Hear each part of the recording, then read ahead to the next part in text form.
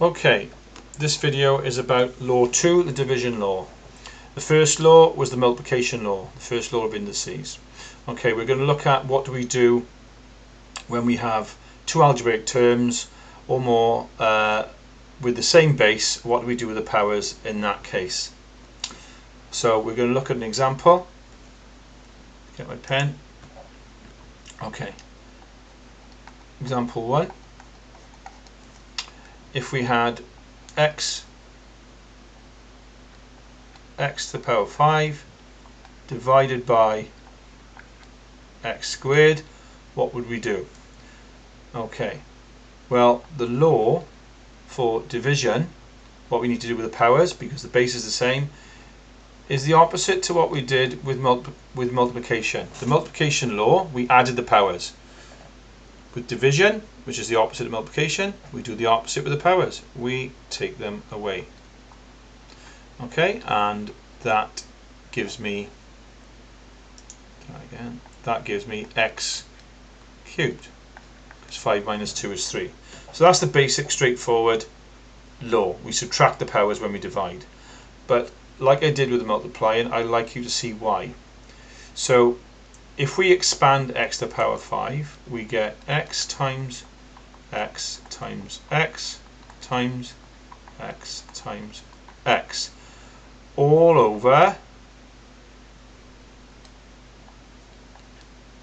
x times x. Now what I've done, I've written this like a fraction, because we know this really could be written as x to the power 5 over x squared. It means the same thing. This line of fraction means divide. That's where the symbol comes from. The top dot is the numerator, the bottom dot's the denominator. So, and one of your rules of algebra that I've taught you is that we don't write divide signs normally. With algebra we write them like fractions. Okay, so what I've done, I've rewritten this, I've expanded x to the power 5 as x times x times x times x times x, and I've expanded x squared, and I've written like a fraction. The reason I've done that is so I can show you what we do next. Now, just like we simplify a normal fraction, if I had 3/12 and I said simplify, then we would look for a number that goes into 3 and 12. When I say goes into, I mean divides into. We're looking for a common factor, and the common factor of 3 and 12 is of course 3. So we would divide top and bottom by 3, and 3 divided by 3 is 1, and 12 divided by 3 is 4. So 3/12 would simplify to 1/4, and this cannot be simplified anymore because nothing goes into 1 except for 1. We wouldn't bother dividing by that because it would all stay the same. So we call this the simplest form. But that is the basis of simplifying a fraction, dividing the top and bottom by a common factor.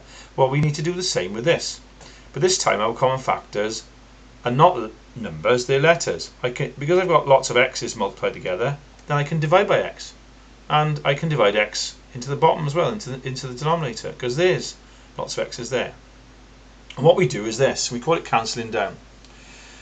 I'm going to divide the top and the bottom by x until I can't anymore. Okay, so I'm going to divide each one separately though, because it makes it a bit easier. So I divide this x by x to give me 1, because x divided by x equals 1. Anything divided by itself equals 1. If I divide the bottom by x, I've got to divide the top by x.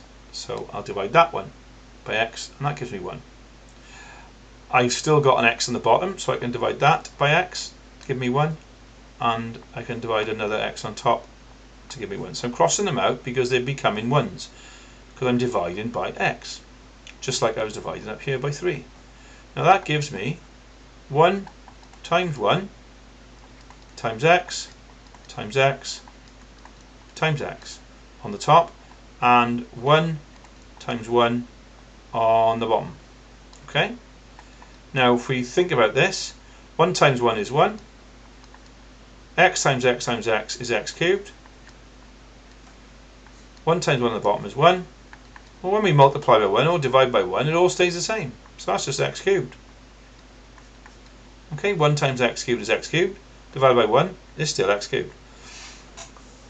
Which we already knew that, but so this is how this was discovered, that you can subtract the powers by again expanding each term and cancelling down one step at a time. So we divide it by x, we divide it by x, we divide it by x, we divide it by x, and you can see why and how we get the x cubed. Okay, I want to do one more example.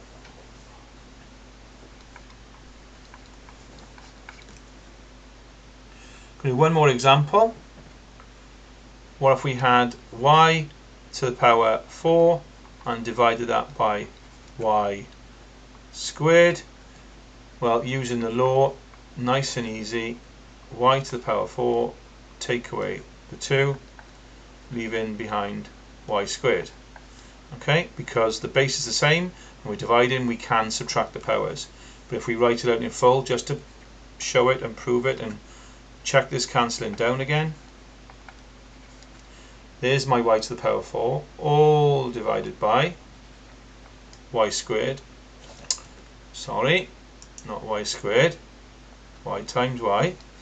So this time I divide the bottom by y and the top by y. So I'm going to divide this one by y to get 1, this one by y to get 1. I can still divide by another y because I've got another one on the bottom. And then I do the same to the top, because whatever you divide in the bottom, you must divide in the top. I'm left with 1 times 1, which is 1, times y, which is times y squared. Let me set a couple of steps there just to speed things up. And 1 times 1 on the bottom is 1, and we know that's y squared. So there's the understanding behind why we subtract the powers. Okay, that's it. Thank you very much.